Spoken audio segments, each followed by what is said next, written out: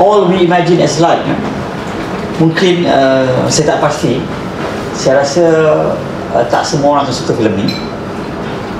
Dan dan ini filem kedua arahan pengarah ini. Sebelum ini dia seperti saya beritahu, she made a documentary in 2021, A Night of Knowing Nothing, juga menang anugerah di Cannes Film Festival. Jadi as you can see in this film also, Payal Kapadia employ some documentary technique, especially scenes that take place in Mumbai. Kan nampak kan? The opening the film's opening is very interesting when itu strangers, people in Mumbai that she interviewed. Lepas tu dia rakam suara mereka dan digunakan dalam itulah, and then they express their opinion about Mumbai, kan, a city, just to work and to earn money, kan, got no soul, tak ada soul dan sebagainya lah. Itu semua daripada manusia-manusia yang sebenar lah. Jadi ini antara benda teknik yang digunakan documentary style of filmmaking. Jadi what fascinates me about this film, this director Payal Kapadia ni manages to contrast Mumbai as a city, with the village, the fishing village tu, kampung tu lah, pesisir pantai tu, nampak? So it's where movement and motion yang di Mumbai ni, kan, a lot of movement, you see, kan, everything moves, kan, people also move, kan, movement or motion is contrasted with yang di kampung itu stillness or status, kan. Kampung tu tenang, damai, dan sebab tu rasa slow. Ramai pelajar kata agak slow, yang slow tu di itu, betul tak? Yeah, I think it's a nice contrast or counterpoint. Itu point, one of the main points that Payal Kapadia attempts to convey or attempts to show to us lah. Yes. And satu lagi, I think the whole film, Payal Kapadia uses light, kan, light recurs throughout. Cahaya light ni muncul, recurs throughout dalam filem ni, dia bermula sampai habis. Tengok pelbagai bentuk in various forms and manifestations. Yes, so lights in the cinema hall, kan, light ini ni dia guna pemetik apa tu light, phone punya light, kan, baca puisi, kan, di tepi tingkap apartmen dia. Lepas tu light dalam gua, in the cave, dan light itu last kali pun light bintang-bintang dengan light dekat gerai itu, dia banyak throughout filem ni pasal light lah. Daripada kegelapan mungkin dia orang nak mencari pencerahan macam tu, kan. Ya, di Mumbai tu hidup gelap je banyak, kan. Ya, sebab ada sesuatu yang tak kena dengan hidup dia orang. So all the characters, they yearn for something, they long for something. It's about yearning and longing. Mereka mendambakan sesuatu sebenarnya yang tak dapat. Tapi mereka tak ada drama lah. Drama tak nampak sangat. Lebih pada banyak benda-benda dalaman. Nampak? Yang Prabha especially pun, yes, she's like very reserved. Very cool and reserved. Dia tak keluar banyak, kan. She has been suppressed her feelings or her emotion. Jadi banyak pendam. Itu yang menarik. Dia kontras dengan yang muda tu. Apa nama dia tadi? yang yes, yes, yang tu agak ini lebih rebellious kan, lebih outgoing dan sebagainya. So itu is a nice banyak kontras. Jadi kapal dia ni main dengan banyak kontras. Dan watak itu, if you are familiar with English literature, tak ada benda yang pelik ataupun asing. It reminds me of Jane Austen's Sense and Sensibility. Ada dua watak, the two sisters, seorang tua macam tu, yang hak muda yang macam tu. So it's quite familiar. Ya, banyak dalam sastra Inggeris. And apa lagi I would like to say, you see, Mumbai is very chaotic. So I mean, on the one hand, Mumbai is like a love letter. I mean, this film is a love letter. The director's love letter to Mumbai, the city. But on the other, she also wants to say something of critique Mumbai. You know, sebab tu ditunjuk banyak kan. And then it's set purposely or deliberately set during monsoon season, ketika musim tengkujuh kan. Wet all the time kan. And very chaotic, nampak dia tunjuk banyak benda yang memang Mumbai. Sekarang kita mungkin boleh tanya ini Dr. Sanghamitra, she's from India, maybe she's familiar. Yes. So afterwards, yes, we would like to hear from Dr. Mitra too. But she's from Calcutta, she's not from Mumbai. Maybe she's been to Mumbai, she knows. Okay. Nampak. But the irony is, yang Mumbai punya part tu, we see most of the characters, they are isolated kan. They feel so estranged or isolated. Dia orang macam terasing kan. Jadi itu badan-badan besar bukan Mumbai, banyak tempat di dunia macam tu kan. Yang nampak gah ni kan, chaotic, crowded semua, tapi pada masa yang sama watak-watak dia mengalami kesunyian. They experience some kind of loneliness and emptiness. Nampak? Dia orang nampak tak? Ada tak benda yang berlaku sewaktu dia orang sudah pergi ni? When they are away from the hustle and bustle of city life, they go to the village. Ada tak nampak perubahan berlaku? Yes. Ada kan? Jadi ada sesuatu sebenarnya berlaku di pedalaman tu. So something happens there. Yes. Kepada dua-dua karakter tu especially yang Prabha dengan yang muda. Nampak? Kalau kita tengok sekali lalu kita tak perasan dan sebab dibuat secara ini, it's quite subtle kan. So saya nak tanya ini, especially sini, apa yang berlaku kepada, mengapa mereka berubah, yang Prabha dan yang muda tu, bila mereka ke belah sana tu, what happens to them then, you know, that make them change or that transform them? Siapa boleh jawab? Di sini dulu. Ada tak? Andrea? I think because they're far from their Thank you. For my opinion, I think they're far from the city, from their work. So when they got to the village, I think they feel free to feel what is life. That is okay. But personally, like particularly, individually. For me, I think like that because I personally love nature.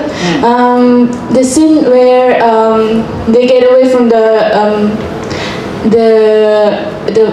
city, the fireworks, and then they get in the train, and then the nature, it was really like release the stress. I love the scene. So I think nature. Nature. Because they experience nature. Okay. Alright. Okay. For me, the way I relate to the situation is the way I relate to the situation is with me being originally from Sarawak and transferring to KL. Okay. So basically, when you go back to your hometown, you have this sense of feelings like being at home. Okay. So you're finally starting to calm down and realize things. So as for me, whenever I live in KL or Shah Alam, it's more on like I'm clouded by work, I'm clouded by the things that I have to do for my career. And I felt that's how I relate to their situations when they are in Mumbai. So you can relate? Yeah, I can relate. So basically, that's how I felt. Okay. And then when they came back, I felt like it's like a moment of acknowledgements of what you had been through, what had happened to you, and you're more open. And I felt like that's why what was the character that yang husband dia yang tua tu? Kalani apa? Because at the end she accepted the boy. Yeah. I felt like when she finally reflect upon herself, that's how she's open to accept the. Prabha. Yes. Yeah, she accepts the boyfriend. Yeah, that girl's boyfriend. Yeah. Yes. So I think that's my point of view. Okay, interesting. So are you trying to say that KL and Shah Alam got no soul as well? For me, I wouldn't say KL and Shah Alam have no soul, but it's more on the working industry. Okay, alright. Okay, good. You know that you could relate. Okay. Being at the Bukit Bintang yang mati and being at the Batu Tiga KTM has a different view.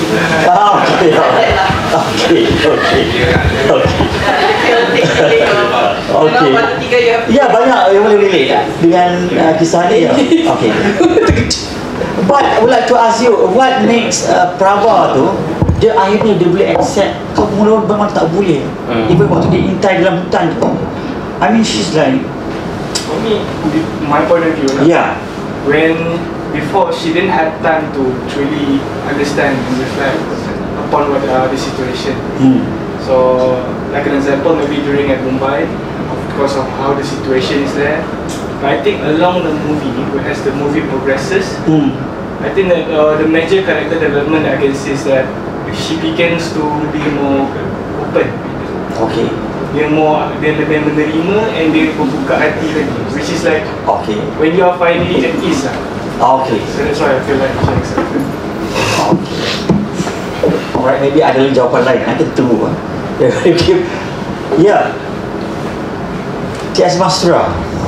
Saya suka filem ni sebab pada saya suka sangat brilliant sebab dia berjaya deliver emosi. Okay. Oh, ada emotion. Emotion lah. Maksudnya mungkin characters kan. And significantly they use gynecological perspective untuk represent emosi wanita tu to fulfill the emotional and sexual needs. Okay. Yeah. So we can see that these three characters is actually dealing with emotional needs and sexual need. Okay. And they associate with the gynecological punya perspective kan. Kita tengok semua nurse, doktor semua berada dalam kepakaran gynae actually daripada awal to associate the emotion tu. And tadi soalan Dr. Norman tu kan. Boleh jawab? Saya cuba kan ada scenes toward the closure tu. The youngest tu dia tepuk bahu dia cakap pasir. Kan, pasir. So I believe that there is an intimacy between the guy yang dia selamat tu dengan dia. So where her sexual needs fulfill. So dia mungkin sebelum ni dia quite envy sebab dia macam digantung tak bertali with the German husband tu. And associated with the image periuk nasi yang saya rasa susah saya nak relate. But that's how desperate woman when it comes to the sexual need. So dia subtly try to represent that in a way. Okay. So when everyone start to achieve their vocational freedom emotionally and sexually, and they accept each other. So that's why very beautiful. Okay. Ya, itu turning point. Tapi closer lah to what I would like to saja. Thank you. Ya, okay. Dia itu dah dekat jawapan. Ya, tapi itu momen yang itu. Tetapi ada lagi kena bagi tahu sikit lagi. Ada lagi. Okay. Yes. But performance. But wait. I have a question for you as an audience kan. like from all, I don't know, for me I didn't see 2 characters only, I see 3 characters. 3 characters, yeah. Yeah, but like from I can say like from your age, like when you see all these 3 characters, who you can relate the most, or if you can relate to 3 of them, maybe. I think in the middle kot, the siapa nama dia ni? Prabha ni, sebab dia ada certain weightage yang dia kena represent diri dia sebagai nurse senior. And but at the same time dia pun muda, and then masih lagi berstatus isteri. Yang tua tu dia tak kisah dia nak mabuk ke nak apa ke, dia dah tak kisah, dia nak enjoy, dia dah express kan diri dia. Tapi yang dia di tengah-tengah tu kadang-kadang dia terikat dengan disiplin diri dia. Dia ada dia punya self-respect, but at the same time masih sunyi kan. Try to solitude, tapi women ni kadang-kadang dia dihadang oleh rasa malu kan. Dia tak banyak benda yang dia boleh express truly, itu je lah. Especially in our culture. Yes. Yeah, Putri, yes. Okay, the reason why I ask, for me, when I see all these 3 characters, I feel like I only went through, maybe about to went through Prabu punya journey. And I've been on Anu's journey, but I don't know yet, am I gonna be like the auntie journey? Okay, why I say like that? All we imagine us like, how I see, like when you see in the beginning of the films, actually the films it's actually from brighter, it become, from darker it become brighter, right? That's what we see on the surface. But I see from darker, from brighter it become darker. Macam gini kalau kita tengok daripada visual, in the city it's like the light is very vast, so many, you gain so many things in the city, but you long for the things that you don't like before. Macam contoh bila kita masuk je pergi kawasan perkampungan tu, you see like very minimal light, but somehow if you really follow the feelings or the emotion of this character, you feel fulfilled seeing all the lights. So I see like and then the way these 3 characters, like for me the light in this film represent life and how you perceive a problems, how you perceive your inner battle.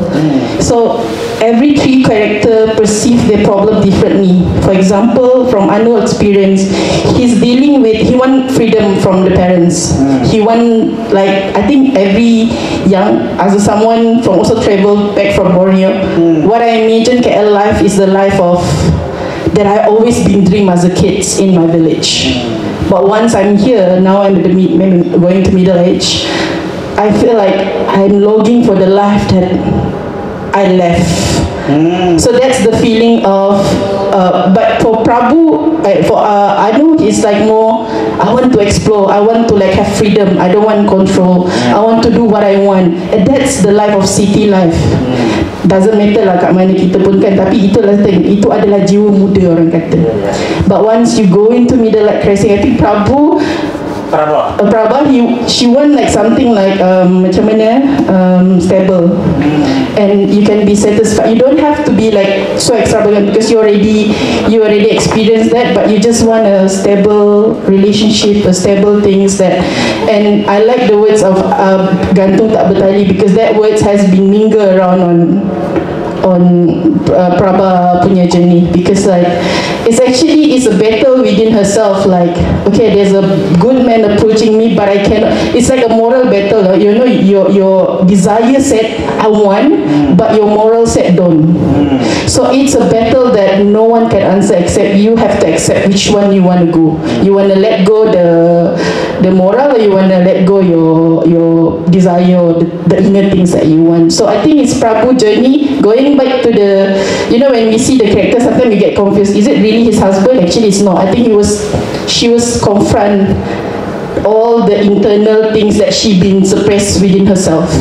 So I think that's the journey. I think going back there is like, maybe it's not her village, but it's like going back where it began, and you have to like let it go things that's why he start to accept, because dia macam traditional sikit, dia tak terima benda-benda yang tak boleh kan, sebab moral dia terlalu kuat.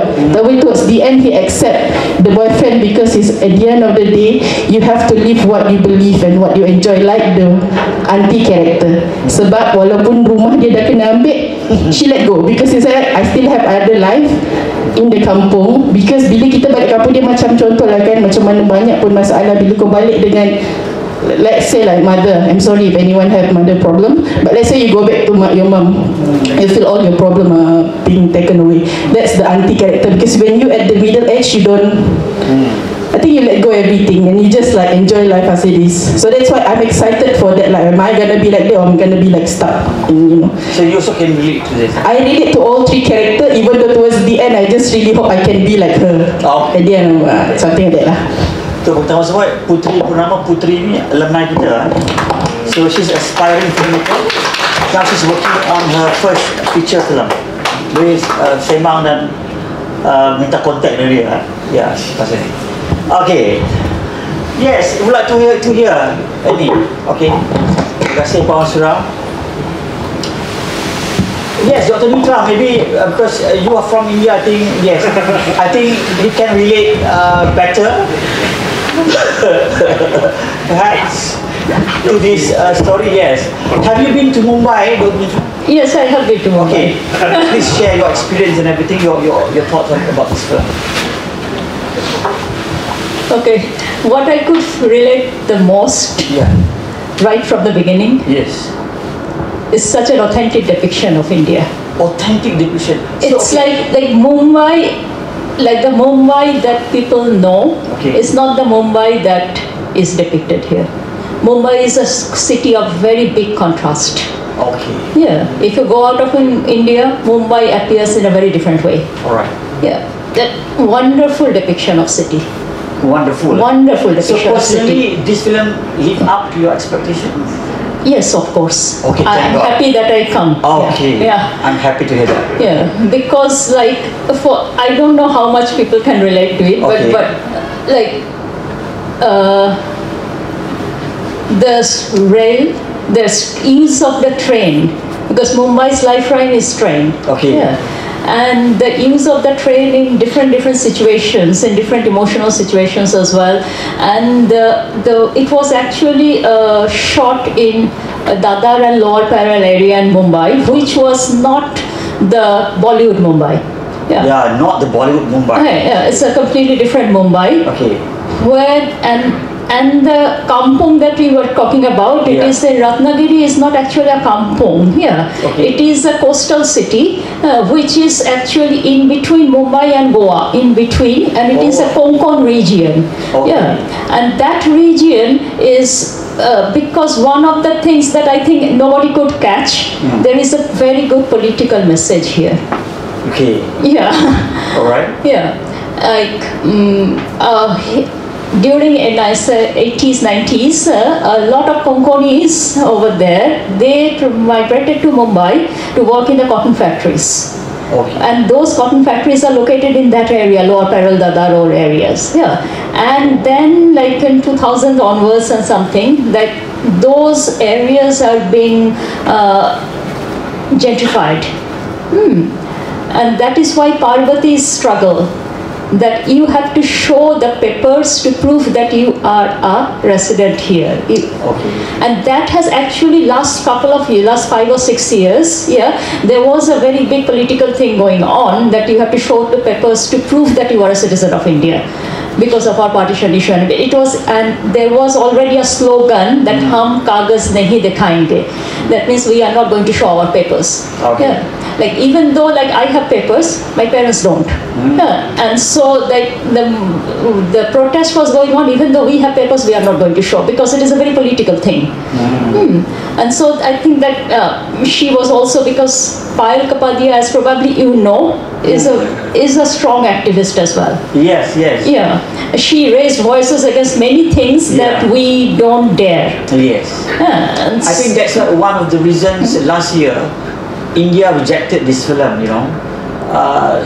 Because she spoke against Gajendra Chauhan, who is one of the very big name in Indian film industry, and obviously I can understand, and that she will give some political message is not very uncommon to me. And coming from a big city, an Indian big city is something completely different because we are a country of 1.4 billion people.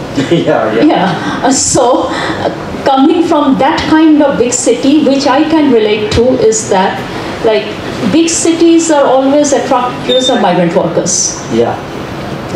These migrant workers and also those who are born and brought up in the city. The problem with the big city, we always have a very complex relationship with the city.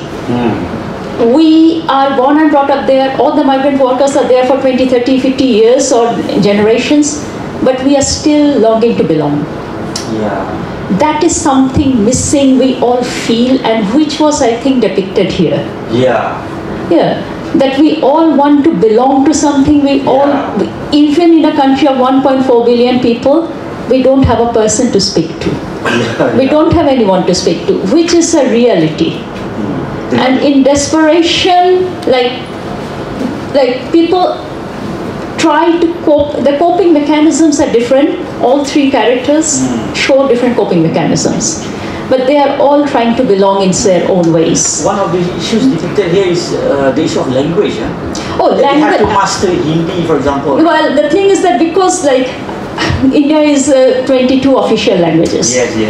So that is something we always, it is our part of our life. Part of our life. Now in Mumbai Hindi is not the Mumbai's language actually. Mumbai's language is Marathi. Because Mumbai is in Maharashtra and the language is Marathi. But a lot of people speak Hindi thanks to Bollywood. Thanks to Bollywood. Because of Bollywood's influence. And like another thing that you were thinking that all three went to Kampong when they went to Ratnagiri, that place. But actually Prabha and Anu are not from Mumbai, not from Maharashtra even. They are from Kerala. They are from Kerala, they are Malayali. So only Parvati went to her hometown. But for Anu and Prabha, it's not their hometown. They only went there for Parvati. But yeah, language is a big issue. It didn't occur to me honestly because it is something we grow up with. Handling multiple languages and understanding multiple languages in many different ways is a part of our life, and particularly in big cities where people come from every part of the world, India, we used to have this kind of linguistic problem always. Untuk pengetahuan semua, India ni tak ada national language. Yes, we don't have any national. That's why we call official language. We don't have national language. Hindi and English are what is spoken, considered even. We don't agree because Hindi is spoken mostly by the North India. Of course, I don't agree with that because the Eastern and Southern India are very much against Hindi. Okay, so that is all. Yes, they are very much against Hindi. So but we can, if you ask me, I can understand, I can speak in a incorrect grammatical way. And another thing which strikes me, to be very honest, the use, as everybody was talking about use of light, and also the light in the title as well. I think you also need to talk about the DOP. I think the DOP did a marvelous job, and the DOP is actually Ranavir Das. Ranavir Das is also an FTII graduate. And they are, Payal and Ranavir are quite close to each other even in the real life. Anyway, I think the light, what we as city dwellers think that everybody wants to go to the cities because there is light, there is hope. Our life will change. And that is something you ponder upon, that whether we are changing or we are chasing. Because like the last scene, I am not sure whether Parvati accepted the guy. Because Parvati probably tries to, because she suffered a lot. She never had a conjugal life. She never had any kind of family life. However, she feels for Anu, and she lets Anu to enjoy, at least for the moment. But I'm pretty sure Parvati is also not very sure whether it will end in union or not. Because like in big cities, because it is a very city film as I can see here, in big cities we all expect a lot, knowing very well we will not get anything. Yeah. That expectations drives us, the desperation, the desire. And that's why I think we need to remember the guy, the shack guy who was dancing at the back. That was I think a very symbolic gesture that guy has nothing. He's running the shack. Yeah, like I can understand from the predicament that she is coming from. But still he is happy with that. Like we have to learn to be happy with all those nothings that we have. Desire to relate to someone, which makes these three ladies a common kind of friendship. Because that is what we all look forward to. In cities, we never have friends. Honestly, at least that is real experience. We have crowds, we have people, but we don't have friends. Ya, di kota dia tak ada kawan. Wah, menakutkan. Okay. Thank you, Dr. Mitra, for your insight. Yeah. Okay. Ada yang lain? Dr. Kong. Ya, ada. Okay, Ustaz, saya dah miss soalan yang Dr. Norman tanya tadi ya. Ya. What is that soalan? Soalan tu, mengapa Prabha tu akhirnya dia macam terima kan?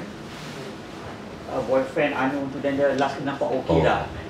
Sebelum tu tak berapa okey kan? Ya, jadi mengapa dia, kalau dia berubah, mengapa dia berubah? Mengapa dia dah nampak okey sikit? Tapi walaupun Dr. Mitra kata itu nampak seperti ambiguous. Itulah. Thanks Dr. Mitra. Give a lot of background context of the yeah. So I have a few questions regarding the language. First of all, if India doesn't have national, do you have official what people speak during official event? Official, yeah. Depending on what kind of official event it is. Yeah. Yeah. Like if it is an university kind of official events, we speak English. Okay. Governments, because every state has their own official language. Yeah. So in West Bengal, Bengali is the official language. Yeah. And when we have non-Bengalis, yeah, we provide, we have bilingual thing going on. So English as an official language is always there because it is one of the link languages. Yeah. Like if you go to Kolkata, you will see all the hoardings, banners, directions, everything is in almost 3 languages. So we have to have our local language, which is for me Bengali. There are in the northern part, Hindi and English. In the southern India, Hindi is less. The official state languages and English. So basically, for general or common people, how many languages they speak? They normally speak one language, honestly. Yeah. Like if you ask me, I can speak Bengali properly. I can manage English because of my education. Yeah. Otherwise, we all can speak broken Hindi. That is also thanks to Bollywood, because it is because the Northern Indian, all the Northern Indian languages has its origin in Sanskrit.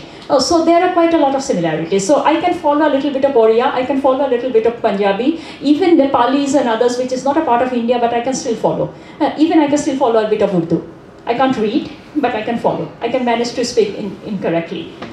Southern Indian languages, major Southern Indian languages have a very different kind of roots, like Tamil, Telugu, Kannada and Malayalam. I don't understand anything. Absolutely nothing. This brings me to the next question, because I saw in the text they didn't put in any language, they put in a Romanized letter when they're texting each other.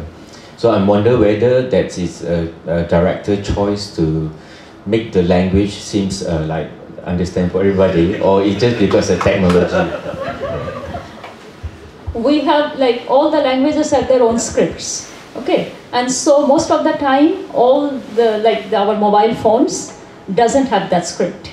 So even when I type Bengali to some Bengali, I type in English, I type in Roman. Okay. Yeah, so that is what is happening in here, because Malayalam has a very different script and it's easier to write in Roman letters Malayalam. Yeah.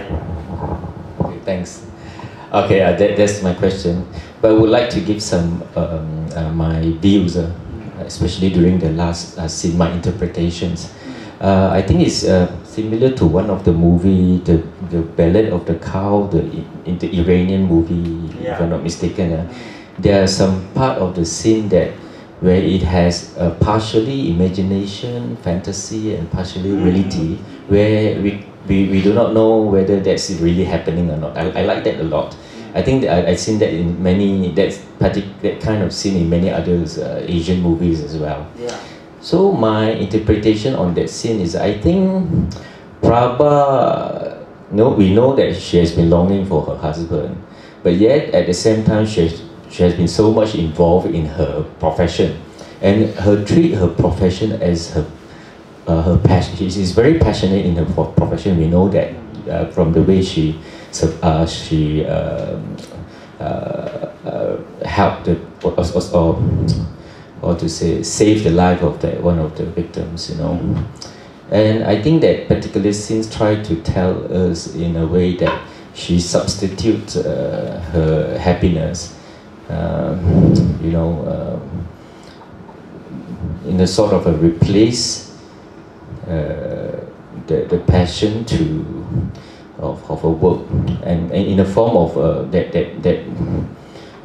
guy who suddenly cannot remember to remember something and embody in the figure of her husband.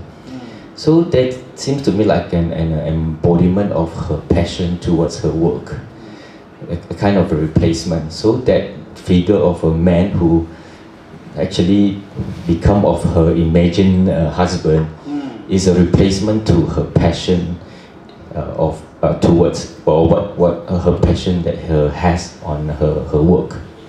So this is how I relate it. So that man actually is her own imagination.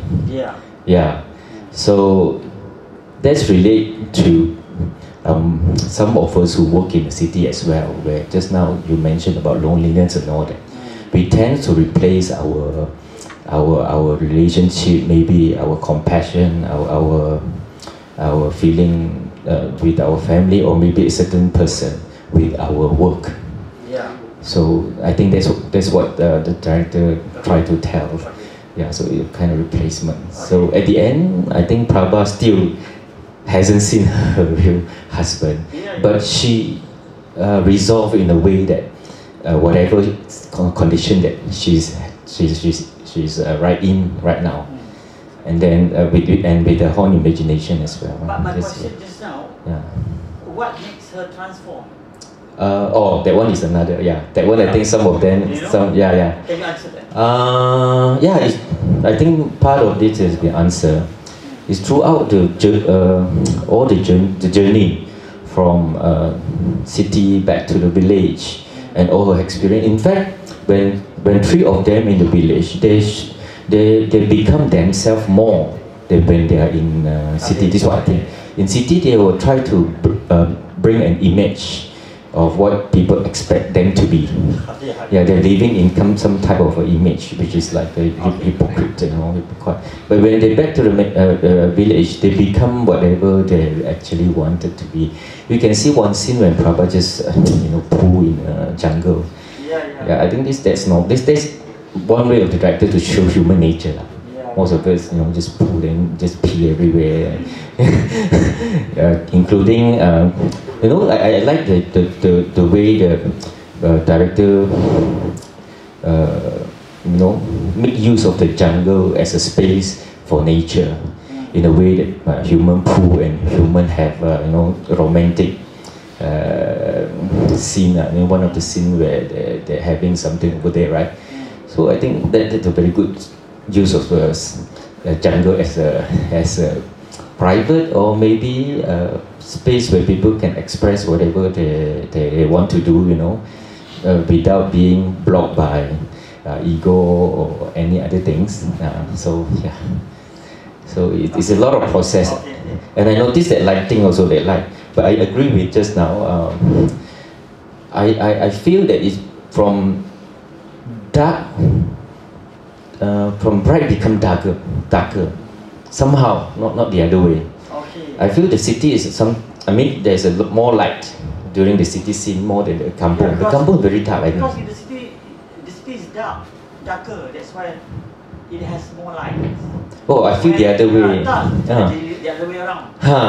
Yeah. I feel the other way. I mean, maybe the light is from somewhere, from the In the visual, we see from brighter to darker, but in the feelings of acceptance, we see that it's actually from darker to brighter. So it's like exactly. Yeah, I feel that way. Okay. But I can't maybe I need to watch it again to see which way. But I feel it's brighter to the end. But I want to add on one last, like just now, Dr. Mitra have talking about that one character that I think she came out in the film maybe too wise. That kid's character where she dancing towards the end. I think for the ending scenes, the scene in the kampung with all that lights, I think a bit cliche. Personally, how they light the kampung light, but what shines the brightest out of all that image is that one little boy dancing freely. Because at the end of the day, I feel like, for me, that boy bring me that emotion of being a kid again, where you don't dream of anything but you just be free in your own world. But as a younger person, you are dream of freedoms in the big city because you just want to be success and what. And then gradually your feeling become that child again. So yeah. Ya Puan Deborah atau Dr. David? Yes, ada. Tadi just now I talked to Dr. Mishra. I don't know. I don't think it's a boy. I think it's a girl. Ya, kan saya rasa dia macam ya, sangat cerita ni sangat perempuan lah. It's a feminist. Yeah. It's a beautiful film. I really like the film. Thank you, Dr. Norman. Yeah. Di belah sana banyak suka. Okay. Yeah. Alright. Maksudnya itu tidak suka. Okay. They are still living in the big city. Yeah. Okay. Saya rasa filem ini saya teringat pengarah India Mira Nair dalam satu dokumentari juga tentang migration, tentang bagaimana perempuan ditinggalkan. Tajuk dia apa ya? Perempuan India yang ditinggalkan, husband dia kerja di US. So temanya, I think filem itu dibuat tahun 1980 something, and as also Dr. Mitra mentioned, this is not a new, it's not a new issue for kan. It's been happening like so many years already. Cumanya dalam filem ini lebih, I think, it's membawa perspektif yang lebih current lah, tapi isunya masih sudah lama kan. Apa yang saya tertarik juga tentang directors punya touch. Banyak karakter Prabu dia bila dia share momen yang emosi yang intimate tentang pengalaman dia dengan husband dia. Tapi image yang ditunjukkan sangat kontras, macam Dr. Norman sebut, banyak emotion. Cerita dia sangat personal, tapi ada satu scene waktu dia bercerita dengan Anu, dia kontras dengan visual yang sangat from distance, long shot, buildings, empty trains. So sangat kontras. I like the way she play with the editing and the visual pattern lah. Bagaimana director perlu detail tentang present your visual. Heavy on plot. Yes. I mean nothing much to talk about. I mean of course it's story, but kan plot dia bukan yang plot oriented. Bukan macam Bollywood or Hollywood. Narrative. So character dia sangat strong, walaupun dia tidak bercakap, tapi she speaks a lot through her emotions, expressions. Kita boleh kan, so that's beautiful how the Puan Bebra pun ada feature film yang menanti untuk ditayangkan tidak lama lagi. We look forward to see her film. Dan untuk pengetahuan semua juga, ini dibuat pada mulanya adalah idea Payal Kapadia untuk dia punya thesis di Pune Film School initially was planned for her diploma thesis actually. Tak jadi lepas tu idea ni dibawa ni lah, bila ada French producer tonton short film dia tu yang Afternoon Clouds tu di Cannes Film Festival. So the French producer was so impressed with the shots and then offer dia untuk produce this film actually. Jadi sebab tu untuk pelajar yang nak pergi jauh mendunia mesti buat short film yang itu baru publik, mungkin boleh pergi jauh lah macam itu. Itu contoh. Yes, dan juga dia based on her own experience sending her relatives to a hospital in Mumbai, and for several days she was talking to all the nurses and the staff at the hospital. So she's based the story on that, her own experience. Yeah, cerita biasa-biasa saja lah. Jadi banyak filem yang hebat di dunia ni untuk pengetahuan semua, cerita-ceritanya semua cerita biasa, manusia biasa, small ni kan, ni characters yang biasa, ordinary ni. Sebab macam kita lihat macam tak ada apa berlaku, tapi sebenarnya ada benda kat dia orang. Ya, dia tak nampak luaran. Yang kita biasa banyak yang luaran kan. Macam Bollywood lebih externalize emotion, feelings, semua kan, issues ya. So it's very Dr. David, do you like or you don't like? I want to know that. The only that sort of like strikes me is the whole theme of home that I think has been sort of like talked about, the whole idea of belonging. Yes. That runs through the film. So it's like, you know, so I just mentioning that I think it's already been talked about and discussed already. So yeah. Overall, okay. You know, it's interesting. It's like you know, the whole idea of light and rural and sort of like Mumbai, but yeah. Yeah, I wanted to respond to Dr. Mitra just now when you mentioned that city, right? So that's why they mentioned a number of characters. Mumbai is a city of illusion. Yeah, from your point just now. Because they mention the spirit of Mumbai. They use the word spirit of Mumbai, which is very much used here. Like we all big cities, we say the spirit of this and spirit of that. But what kind of spirit she questioned, because she was born and brought up in Mumbai as well. So like those kind of belonging and non-belonging and trying to be a part of the city, like to belong to the city is something which is very difficult to answer. Okay, Dr. Syarul ada? Syami. Ya, Syami. Yes, ni seorang lagi aspiring filmmaker, dia pernah menang pemilihan David Scottish beberapa tahun yang lalu apa? Ya, boleh tonton short Syami ni di title apa Syami? Fasa. Ya, Fasa. Okey, saya nak cuba menjawab soalan daripada Dr. Norman tadi tentang kenapa dia mula menerima Syiaz dan Anu tu kan.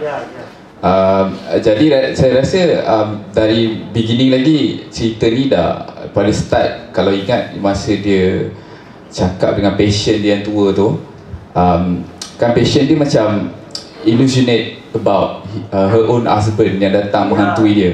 So dia bila berlaku macam tu, bila dia tengok pula relationship si Anu dengan Syiaz ni, ialah satu relationship yang I think in term of culture dan landscape India tu terlarang lah. Anyway, tabu lah kan untuk diorang. And maybe for her as a traditional woman, dia ada moral yang dia pegang lah. And dia cuba pegang walaupun dia rasa macam ada masa dia tak nak ikut benda tu. In a way, bila dia jumpa dengan doktor lelaki tu kan. Tapi bila berbalik kepada dekat aktris hujung tu, bila diorang dekat kampung tu, I think dia merasakan bahawa yang cinta ni merentasi sepadan kot rasanya. Like you know, it's all about siapa yang sanggup pergi ke hujung dunia dengan you. And in a way, macam dia pula nasibnya tak macam tu. Nasibnya ialah suami dia merentasi laut, meninggalkan dia kat situ kan. Dan dengan meletakkan rice cooker made from Jerman tu sebagai tanda cinta atau sayang, yang membuatkan cinta tu sebenarnya bukanlah materialistik lah in a way. Jadi untuk seorang tu dekat situ rasanya dia dapat jawapan dia yang dia tak perlu lagi tunggu and terseksa dengan apa orang kata, dengan perasaan yang tergantung tu. So bila dia nampak pada mula dia menentang kan, dia menentang dan nampak macam tak setuju, tapi bila dia melihat yang this guy yang macam sanggup datang all the way tu untuk bersama dengan seorang wanita yang bukan dalam agama dia juga kan. Jadi itu membuatkan dia merasakan yang mungkin sudah sampai masa dia untuk tidak maybe sort of bertindak sedikit ataupun macam si Anu tu, dia tak ikut rule sangat. It's all about dia tahu apa yang dia nak kan. So I think and dia follow benda tu, dia sanggup nak lari daripada keluarga dia apa semua for the sake of dia nak cari happiness tu lah sebenarnya. And then it's about dia sebab pasal lights is represent like hope, happiness kan. Jadi untuk ada orang dia sacrificekan hidup dia sacrificekan happiness dia. Is it worth it untuk sacrificekan your own happiness, your own dream atas sebab moral kau sendiri kan. Jadi I think that's how I see lah. So this is like your second time, kali kedua tu? Ya, kali kedua. So macam mana perasaan? Kali pertama tu memang tak adalah nak tengok sangat kan, more on nak merasai lah. Jadi tengok kat big screen masa tu jadi macam emotional lah. Tapi this time around nampak a lot of things, a lot of critics yang Payal tu nak bagi tahu, especially yang tertarik saya antaranya adalah tentang yang first kita nampak ada orang datang kaunter yang dia cakap nak potong rahim, if I'm not mistaken. Kan nak macam tak nak ada anak, like government will pay you 1,000 rupees lah. Kan, tapi lepas tu saya ternampak pula satu scene yang macam this guy repair jam dia even repair jam lagi mahal daripada, it's like I don't know, like critics about overpopulated ke punya benda ke, it's like how the politics, government treat their own people, I don't know. So those things lah. And then saya juga tarik bila penggunaan cahaya ni kan dalam macam-macam bentuk dan fungsi. Antaranya masa dia baca puisi tu kan, yang the doktor tu tulis, dia cakap pasal cahaya juga boleh beri rasa, menghangatkan, bukannya menyuluh je kan. Jadi best lah macam mana detailing dia in term of menggunakan cahaya dan fungsi cahaya tu. And yang bestnya ialah dia menunjukkan cahaya buatan manusia ni di illusion, dia tak betul, dia fake kan. And bila dia pergi ke luar bandar, cahaya yang natural ni lebih real, lebih merasai kan. Lebih memberi harapan yang sebenar lah in a way. So cahaya-cahaya di bandar ni adalah satu ilusi walaupun dia banyak. Sebab tu disebutkan. And then yang menariknya bila dekat scene pantai tu saya pun perasan dia ada cahaya warna-warni, tapi dia sebenarnya diterangi oleh cahaya bulan dan bintang. So jadi sebenarnya dia is like benda yang buatan manusia dan what is real lah, and what you supposed to be like natural ke apa ke. So tu yang saya nampak lah. Tajuk dia tu kan, kita boleh all we imagine. Macam husband dia pun ada, I mean like the magic realism punya scene tu, dia bila dia cakap dengan husband dia tu, husband dia pun ada cakap pasal cahaya juga, yang selama ni dia rasa, dia bayangkan imagine as light ni macam satu satu hope, but it's not. Yang macam dia bekerja dalam kilang tu sampai 3-4 hari yang tapi diterangi cahaya kilang, tapi bila keluar dia macam dizzy, pening kan. Jadi something yang menarik lah, like how dia letak benda tu simple-simple dalam sebenarnya film. Banyak benda dia detail lah, yang benda-benda kecil semua tu penting sebenarnya. Betul. Lagi kita tengok lagi banyak kali lagi banyak kita pick up lah. And then penggunaan scoring pun menarik. Saya rasa macam ada rasa New York sikit in a way, walaupun dia je di Mumbai. Woody Allen's film ni, siapa tonton Woody Allen's works. So Woody Allen banyak guna jazz punya scoring jadi boleh macam Chakravarti Satya yang Dr. Norman Patek dalam Satya pun dia pun sama juga gunakan jazz dalam filem tu. Tu je. Wan Aina ni, ini pensyarah writing yang sedang mengerjakan tesis kedoktoran beliau. Aduhai. Fokus pada noir. Yes. Ya, silakan. So I think everybody has shared a lot. Lebih kurang sama je dengan apa yang saya nak cakap. When we talk about cities are messy, confusing. So memang macam Dr. cakap, the first thing that I can see in the beginning of the story is this character looking for something. So to me, it's about lost and found. The story is about lost and found of the main character, Prabha tu. So in the city, because it's messy, there's a lot of things. There's illusion and whatnot, like what they have said. She kind of lost of herself. Dia hilang, dia tak tahu dia kat mana. Then at the same time, she's like hanging to an invisible string with her husband. Husband dia pun is actually an illusion. To a certain extent. He's not real anymore because it's not with her. So bila dia pergi ke bandar, bila dari bandar dia pergi ke kampung tu, I think one of the scene that quite important for that character towards the end is when she let go of her illusion of her husband.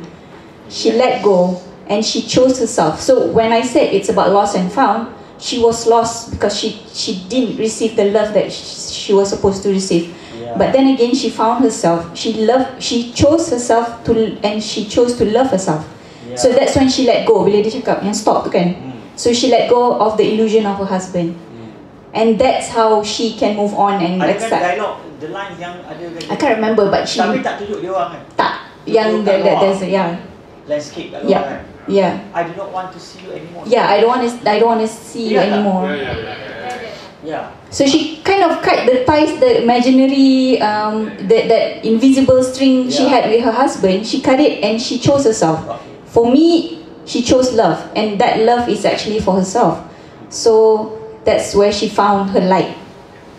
From darkness to light. Jawab soalan saya tadi. Saya tak pasti, doktor. Ya. Itu yang saya tanya tu. I think so. Yeah. Kalau saya itu jawapannya. But I don't want to see you anymore. Is selepas dia jumpa, dia selamatkan dia.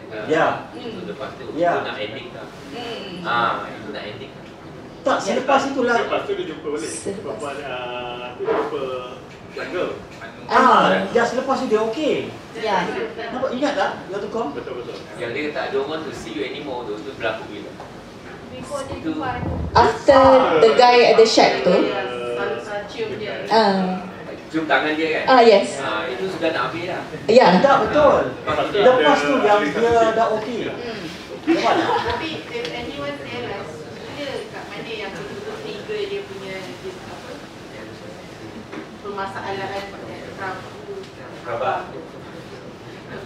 For me kan, tadi dia cakap pasal Pribnasi. For me, when I see the Pribnasi, it symbolize like, so lelaki dia dah lama tak communicate dengan dia kan. Then suddenly he said, dia pun pelik siapa yang hantar. Dia cakap it's made from Germany, so I expect it's the husband.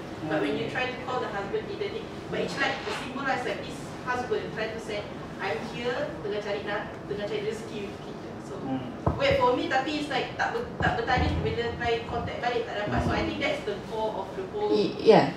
So that's why I said it's invisible string. So she's married. She has to like be a wife to and dengan husband yang tak exist pun. Bermaksud dia let go tau lah. Letting go. Dia lepaskan tak. Sebelum tu doktor buku tau, doktor tertanam dalam, tak keluar. Jadi bila dia dah cakap benda tu, sebab dia imagine lelaki tu bukan husband dia, tahu kan? Yes. Mesti confused kan orang tengok. Saya pun confused pun boleh tengok. Ini husband dia ke? Pada mulanya tu kan. Tapi sebenarnya bukan. Ya. Dia lepaskan, jadi dia imagine. Semua pasal benda imagination nak cerita ni kan. Ya, lepas tu sebab tu dia dah lepaskan tu, dia okey lah. Dia dah replace dia punya sebab tadi Aina mention about dia punya fantasy kan. I think dia dah replace fantasy yang dekat situ dengan yang baru ni lah.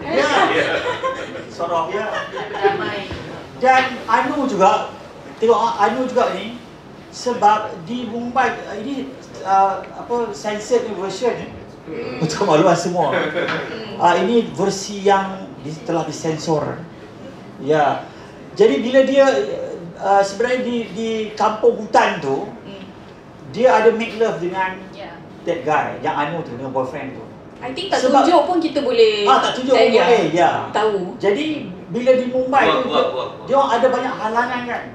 Sampai makcik pergi wedding ni pun tak jadi, cancel wedding, dia dah pergi buka semua kan, nak pergi kan. Komedi dia sampai tak ada tempat nak make love, tak ada tempat. Tapi dia punya cari freedom. Parking tu tak jadi belum boleh dekat parking dia bayarkan. Dia bayarkan dia masuk parking. Itu jadi So, Doctor, just a little bit more. So, if I think everybody said these stories about yearning, belonging, or whatnot. So, I think when Prabha chose herself, it doesn't matter where she is, dekat bandar ke dekat kampung, then it doesn't matter. The question of belonging doesn't exist because you belong. It doesn't matter if you found yourself. To me, I think that's it. That's what I got from the story. Okay. Alright. So you like it?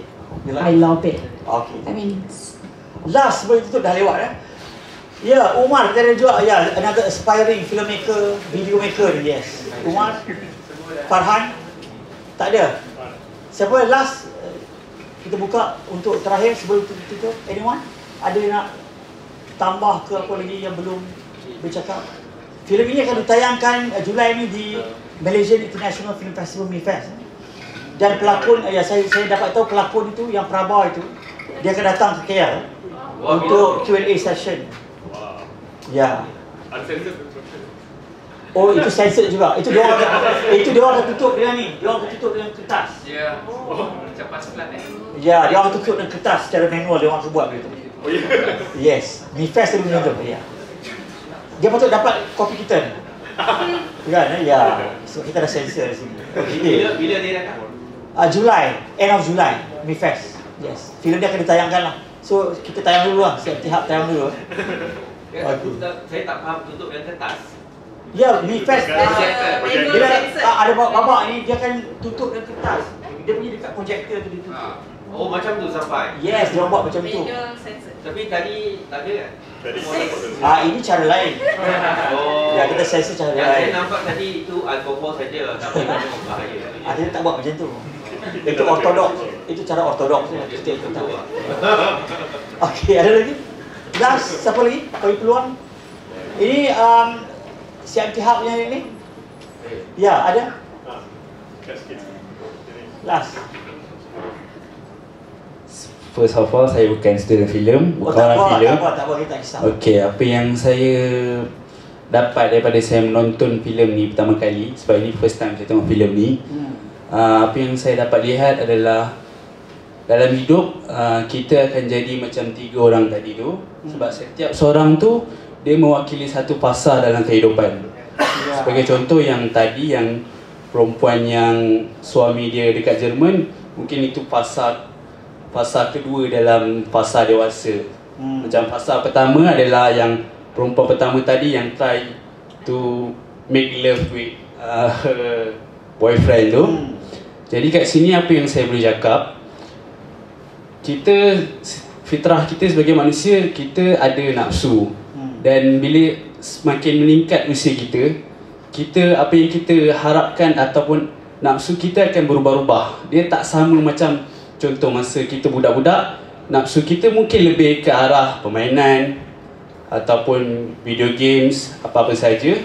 Dan bila kita meningkat remaja, mungkin nafsu kita ke arah, orang kata, hubungan hubungan seksual, kelainan jantina. Dan apabila kita dah berkahwin, hubungan itu akan berubah, di mana cinta bukan segala-galanya. Dah pula. Masa tu mungkin kita akan lihat pasangan kita sibuk dengan kerjanya, seorang lagi mungkin akan terabai. Dan apabila kita dah meningkat umur 50-an pula, mungkin masa tu kita dah tak ada rasa cinta dekat manusia. Mungkin cinta kita lebih ke arah anak-anak, ataupun mungkin kita nak buat benda yang kita tak sempat buat masa kita muda dulu. Sebagai contohnya macam makcik tadi, kita tengok dia minum arak walaupun usia dia dah lanjut. Jadi bila kita tengok betul-betul, bila kita minum arak, bukan kita lah ya, orang yang bukan beragama Islam ni, masa dia muda, kalau dia minum arak tu mungkin tujuan dia untuk suka-suka. Bila dia dah meningkat umur 40-an, 50-an, tujuan dia minum arak mungkin sebab dia nak hilangkan rasa stres ataupun dia nak hilangkan rasa kesepian ataupun kesunyian. Jadi kita dapat lihat juga lah dalam cerita ni, setiap satu watak ni mereka masing-masing ada kesunyian. Dan salah satu cara mereka untuk hilangkan kesunyian adalah mungkin kita berinteraksi dengan kawan-kawan kita, ataupun kita mungkin cari keseronokan melalui macam tadi tu lah, kita ambil benda-benda yang kita tak sepatutnya, mungkin bersukaria ataupun apa-apa sahaja yang kita rasa benda tu akan menenangkan hati kita. Itu saja daripada saya. Terima kasih. Mungkin kalau saya tengok filem ni kali kedua, mungkin perspektif saya akan berbeza. Sebab yang tadi tu saya tengok dia rasa lebih kepada macam ni lah hidup kita. Mula-mula kita akan macam ni, lepas tu kita akan berubah dari satu sisi ke sisi yang lain. Dan mungkin nanti pengakhiran hidup kita akan kembali semula kepada fitrah kita, yang mana kita sebenarnya bukan benda yang kita kejar, tapi kita kejar ketenangan dalam hidup. Itu je. Alright, dengan itu sekian saja. Yeah. Terima kasih semua. Harap dapat manfaat daripada perbincangan ini.